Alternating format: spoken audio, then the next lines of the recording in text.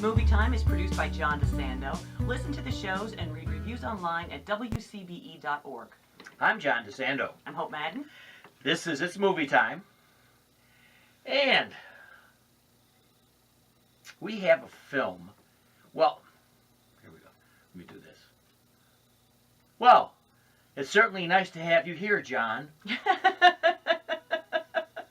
It's good to talk to you, Hope. All right, we're just goofing on our audience here because the name of the film is Call Me By Your Name. Yep. Set it up, Hope. Well, it's a very ripe summer in Italy. Oh, yeah. When a couple of PhD researchers are doing some work, and their precocious 17-year-old son is bored, and then their research assistant, Oliver, played by the always lovely Armie Hammer, shows up and just puts the rest of us males to shame. A perfect choice, though. Yeah, he was. He really was. Because this is a gay story. It's a coming-of-age romance, yeah, is what it is, and it's really just beautifully captured, beautifully, gorgeously filmed. Just this sumptuous, languid summer, and the performances are just across the board unbelievable. It's 1983, northern Italy, somewhere in Lombardy region or whatever, and I think they actually filmed in a couple of towns, more than one, as I noticed at the end. But anyway, you are quite right. I mean, it's just ripening fruit, just hanging there for you to pick. Yeah. And he, the young man, Elio. Played by Timothy Chalamet, who's nominated for an Oscar. Yeah, for this role. Yes, he has had a big year too, because he's also in Hostels and he was also in Lady Bird. Yes. And he's just, but in this movie, he could not have been better. So kind of a 17-year-old who's just searching. Yeah. And it's not that that we know that he's gay initially. He has a girlfriend with whom he makes love, and that would be it seemed pretty normal. She's also visiting that little village, and then all of a sudden this typically American hunk shows up, and the two of them do a dance. They do. That's a good way of saying it. Yeah. You know, they sort of tiptoe around their blossoming feelings for each other and all the problems that would mean, and whether or not, of course, the other is even gay and attracted to them. And it's really incredibly well acted and well directed, well written. Here's the problem that I had with the film when I watched it was only this. Okay. The age difference. Boy, and Armie does not look 23. That's the problem, right? Is they don't say, it's our 23-year-old research assistant. And here comes Armie Hammer, who is 31 years old. And a 31-year-old and a 17-year-old, that's illegal for any good reasons. And 24/7, 23/17, that's especially since, he's maybe close to being 18. I don't know. I don't want to make a lot of excuses for it, but I'm not going to say I didn't find it off-putting. I did. No, I did, and I did as well with you. Just, Armie's a great choice because, of course, he is, he'd be the perfect kind of kissable love interest for a young man like that. Yeah, and as you said, he's so classically American handsome. Yes. So you can accept all that, but he's just but maybe that's a tribute to the film, that after a while you just accept it. And it could be. And I think also Armie Hammer's performance, which has gone largely, I think, unremarked on this year. Yeah. And he's nominated for, I think, a Golden Globe, but nothing else. I thought, Chalamet is a star.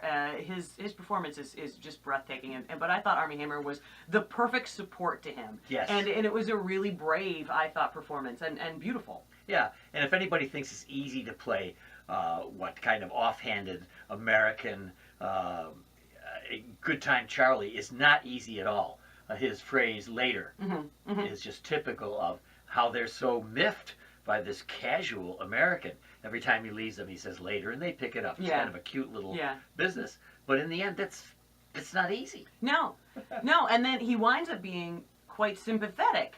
And it's I think it's a tribute to his performance that there is kind of a power play between the two, and the fact that you don't simply hate to see that because one of them is a child, but you feel like there is a deep and tender friendship and romance between the two of them. I think that in a large part is a tribute to Armie Hammer's performance. Boy. Now, Hope, help some of our people who are a little bit uncomfortable with a gay-themed film in the mainstream. Is this something that we're able to encourage them to go? I mean, there is a part of our population, a very conservative part, that might feel this is not a film that they want to see. Can they see it with comfort?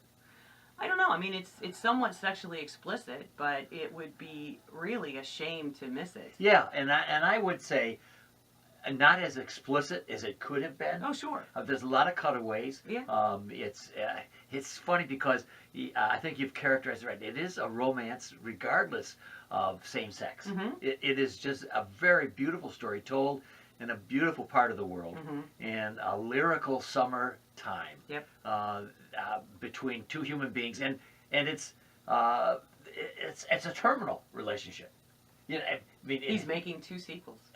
Is he? Yeah, he's going to do it like the Before Nightfall. No, is Before that right? Stars, yeah. Oh my gosh, Yeah. I didn't realize that. Yes, I'm very excited about it. How wonderful! I know. Well, for this unit, for this alone, it looks like that's it. Just as you might look back upon a summer romance. Yes, absolutely. And I think he has captured that. Now, can you say anything about Professor Dad?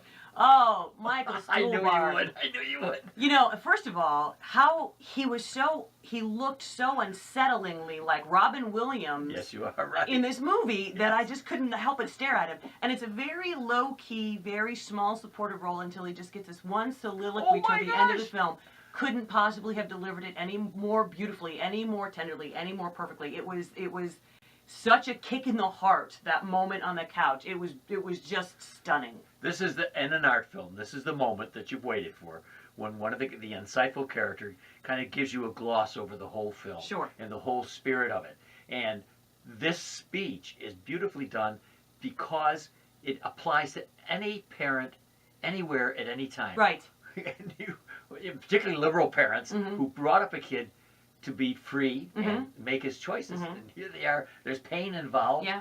And if you want to see that speech, it's IMDb does have it under its quotes section. Oh, nice. Yeah, and I sent it to a friend who was just loved, oh, as you did, it's love just that, glorious. Love that it's speech. glorious. Oh my goodness. Well, Hope, we can't go to Italy today. No. All right, we have things to do. But Hope Madden, the film is called Call Me by Your Name. And what grade would you apply? A. All right, and I thank goodness for its weaknesses, which I agree with you. I can't give it anything but an A. Right. And thank you, John, for being here today. It's great to see you, Hope.